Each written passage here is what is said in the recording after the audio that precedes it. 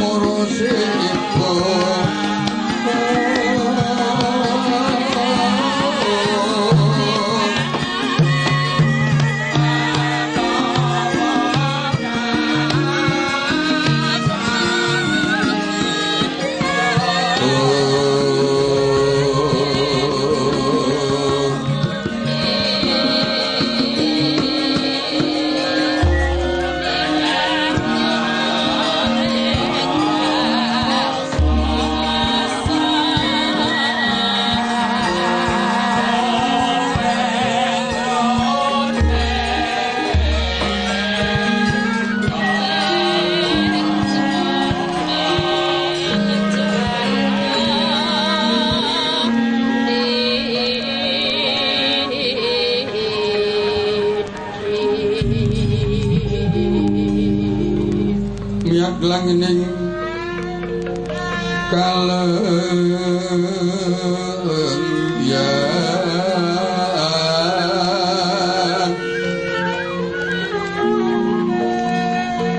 ismunyo kang lagya sumara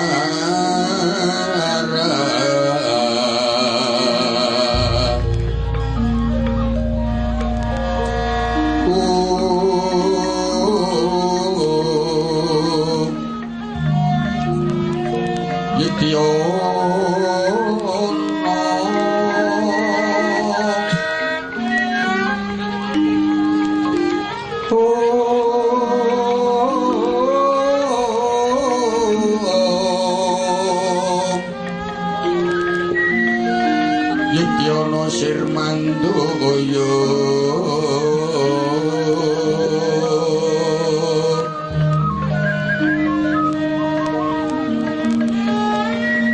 Jalatrikan kapitaning Suryo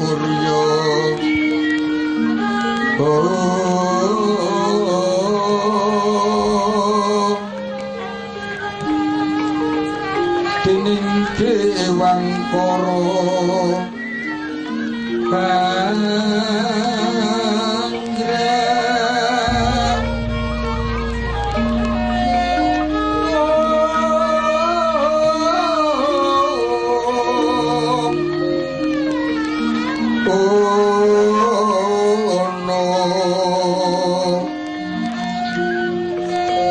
sumumbur saking sarira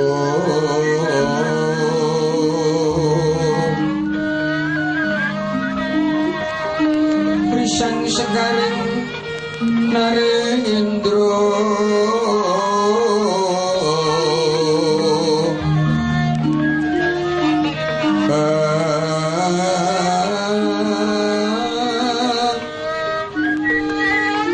mujo arjo arjaning bawono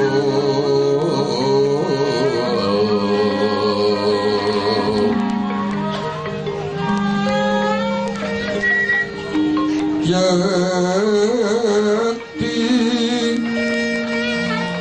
ewan jagat nata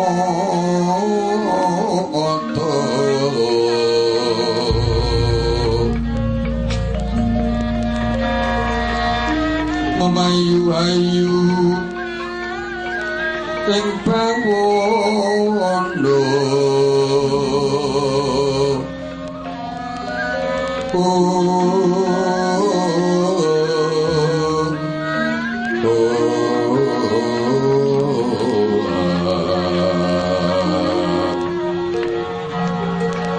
Kanono kang kuciwa ras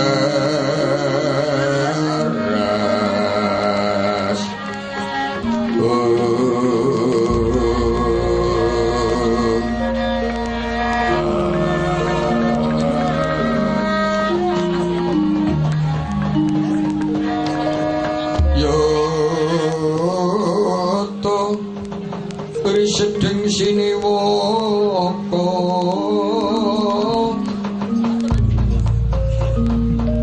sang yang loto waludya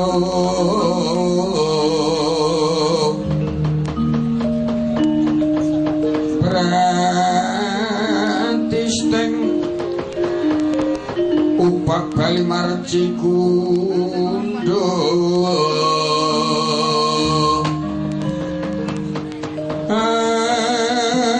asri renggani wang jagat noto inung terang kuntrang Mas Retno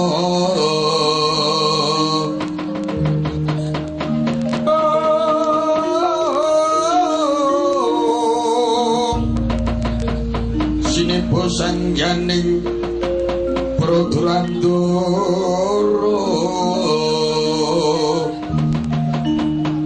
tepanalayu kang samyo mara sebo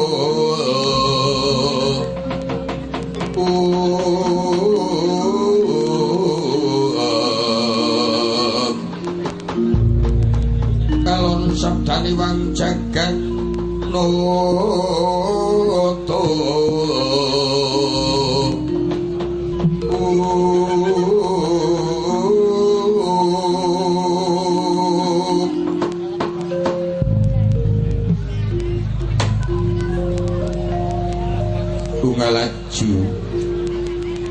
laju sang ayu palenggan ulun Kakang Dororodya dawuh bejat raos sing manah Kakang Bathara ulun biji majeng wonten pangayunan ulun Kakang Rada. Oh, Prakunca Waludaya, lodha-lodha. Dat kawanting sareng nampi sabdanipun Adi Permesti Bathara Guru. Ih, awit sakit puja-pujinipun Adi Permesti kasembuh dhateng pangayoman Hyang Widi suwanipun ing raka pangudal-dal mboten mangke sambikala. Nok-nok kajang inggih menika Adi Permesti puja bratanipun ing raka sayogya kunjuk sanggaping padha mawantu-wantu. Inggih Kakang Bathara ulun tampi mawantu-wantu pamundhut ulun dipun prayugaken lenggahipun Kakang Dororodya. Nggih. Sriyana penyarian. Kawula wonten dawuh ngendika kulun prayugakna jeneng para seba ingsun sedya wawan sabda marang Kakang Dororodya awit kalenggan iki kawistara kayuwangan ana perkara ing merbawani palenggan ulun upak bali marci kundha kalonon keparmo kawula nyasaken sembah pangabekti saiki kunjuk sandhaping padha ewang kulun iwang jagat nata yaya ulun trima Indra nuhun Kanjeng Rama iwang pukulun jagat Girinata prayogakna jeneng para seba pangayunan ulun nuhun nisuwaken dawuh kejawi ing menika keparemu kula nyaosaken sembah pangabekti saiki kunjuk sandhaping padha ulun yaya ulun trima Brahma semenaga kita prayogake suwan jeneng kita nuhun nisuwaken dawuh Rama pukulun kaparenga kula nyaosaken pangabekti kunjuk sandhaping padha mawantu-wantu nuhun yaya Bathara Brahma wangsul wonten ngersanipun Kakang Dororodya Kondur pendidikanipun Adipun Mesti Bathara Guru ingkang Raka Suduk wangsul sedya nganglungaken jangga nelingaken asmara. Panaping dados dawuh pangandikanipun Adipun Mesti Bathara Guru. Ulun puspadhaken sampun wonten Tricandra kalenggan puniki palenggan ulun Upak Bali Marci Kundha kawis tinggal pindha ginenjut Ubal utawi Gawah Candra Dimuka lir kinebul pertanda wonten sameneing kedadosan wonten Madyapada Kakang Rada mila ulun sedya pitanya wonten kesanipun Kakang Bathara penapi ngemurwani sumuing gara-gara. Mriki Cawardaya lodolo Adipun Mesti kepareng ndut priksa dhateng ingkang Raka Suduk wangsul. Upaminipun Adi Bathara Guru menika wonten Mercapada Rantulun menika Rangka. Upaminipun curiga Adi Pramesti ulun warangkanipun dados sak waspadanipun patih utawi Rangka tentu langkung waspada ratunipun dados kula pitados Adi Pramesti Bathara Guru ingkang sampun pana dhateng kawaspadan tuwin mubah musik ing jagat. Nggih Kakang Rada nanging dadosna pamriksa Kakang Bathara menika warangka ulun curiga tentu curiga kedah saged manjing Rangka lan warangka kedah saged ngrangkani curiga. Panging piye menawi rangkanipun niku tentu lempeng lah yen curiganipun bengkok badhe pun trapaken dos pundi menika rak dawuh kebijikan Kakang Rada. Damar mancung cinupet keparenga jengandika Kakang Bathara lajeng matur mekaten penapi murwani sumuing gara-gara. Yuk kepareng unjuk kesangkun Adipun Mesti Bathara Guru kalenggan menika ingkang murwani sumuing gara-gara ngantos minggah kayangan Junggring Sloka. Mboten wonten malih kejawi wonten setunggaling titah ingkang mbangunken tapa wonten sukuning harga siulaulu. Ulun piyambak boten mangertos titah sinten nanging sumara tejanipun nyodolanan. Tuwin gadah gegayuhan penapi kula piyambak saged matur.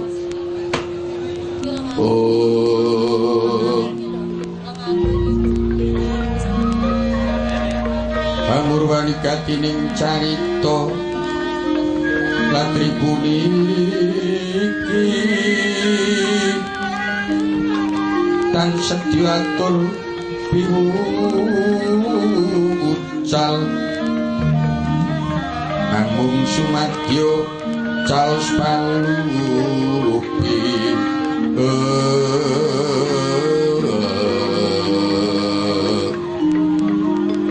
remeng driya lernawu nawu kewunging wengi seso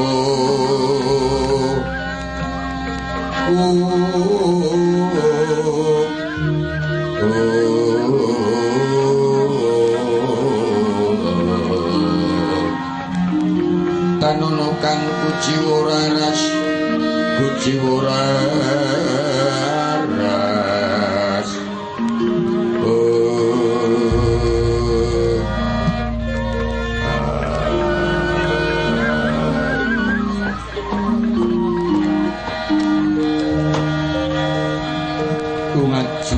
alaju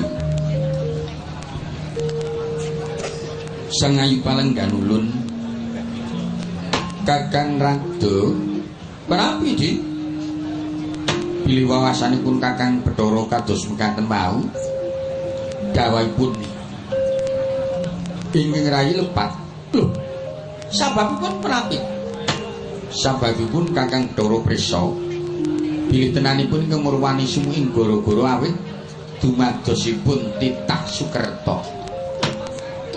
Titah Sukerta lajeng paring pun adi permesti titah Sukerta ing kados pundi? Titah ingkang Sukerta kala wangajeng mboten wonten sanes kejawi namung Pandhawa. Ingkang ulun anggep Sukerta angka kalih titah ingkang nerjang sarak nyingkiri leres. Nalaripun titah ingkang nerjang sarak nyingkiri leres wau Kakang Bathara Rada mboten wonten malih kejawi wonten 3 antawisipun Bratasena, Antasena Wisanggeni. Panggih Bratasena, Antasena Wisanggeni titah ingkang nerjang sarak nyingkiri leres. Nggih. Ulun badhe pitanyo dhateng Kakang Rada. Jaman menapa lan jaman penapi Wijasena saged basa krama Antasena kuwi Wisanggeni. Jaman penapi saged tata krami unggah ungguh cangkem. Yo. Dados penganggepipun adi pemesti Bathara Guru wau. Werkudara Antasena Wisanggeni ing mboten saged basa krama lajeng dipun anggep titah ingkang nyingkiri leres nerjang sarak mekaten. Mboten kawutang bilih bocah 3 wau jebul kekasihipun Sang Hyang Pada. Mboten kawutang adi mesti Bathara. Mboten Kang Rada. Ulun gegeki menapa ing dados pangandika ulun awit kejawi Werkudara titah iki mboten saged basa nanging ugi lare Sukerta. Lare Sukerta menika bocah 5 lanang kabeh ibunipun setunggal utawi nunggil yayah ibu. Lha tunggalih Pandhawa menika Puntadewa Werkudara Arjuna putranipun Pandhu patut kaliyan Kunti Talibrata. Lajeng nek Kulasedewa putranipun Pandhu patut kaliyan Madrim. Menapa menika ingkang sinebat Sukerta? Miturut saking wawasan ulun kedah ulun lebetaken lare Sukerta mila kedah ulun banjut ulun sok kawah Candra Dinuka apesipun ulun paringaken dados tandhaing kala. Legep jroning wardaya Hyang Jagatnata ulat kang samya marose ibu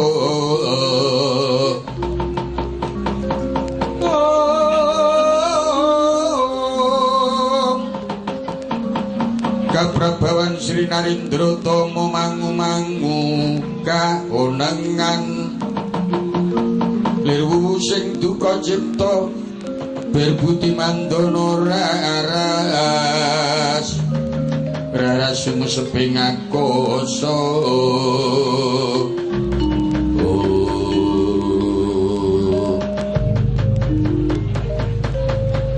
kacarita Hyang Jagatnata Sumawana Bathara Rada gayeng regijikan wonten telenging Bali Marakata wigatos nyelpataken Pandhawa tuwin Werkudara Antasena Wisanggeni ing tanpa saged tata krami limrah jalma ingkang sanesipun dereng ngantos arangkung dene rimbal pangandika sanalika ngranggoni kanyut pinangka redu kanyut ujare wong ganten wergu ujare wong akeca sanadan minango dereng abang munggih lathi keca dereng ngantos mancing Bantala kaya ana perbawa ageng nempuh kayuwangan Junggring Sloka ingkang merwani perbawa ageng wau sesarengan suwanipun Titahe Marcapada ingkang minggah kayang junggring sloka dadosaken urip kanca biak ana dayuh kanca Titah minggah kayangan.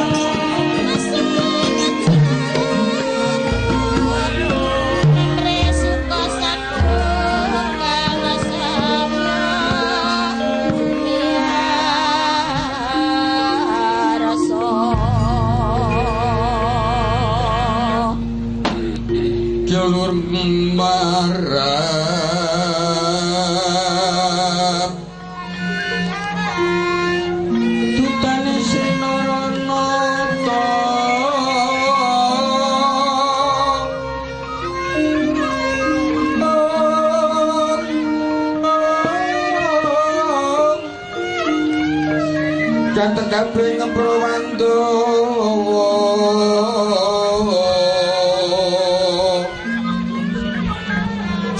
kate kabeh prowandawa tumanduk sanya mangarsa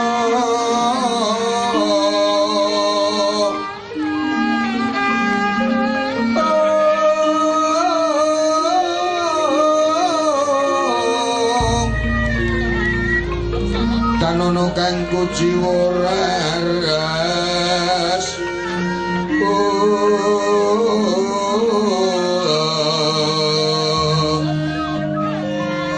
raras sumedeng ing akasa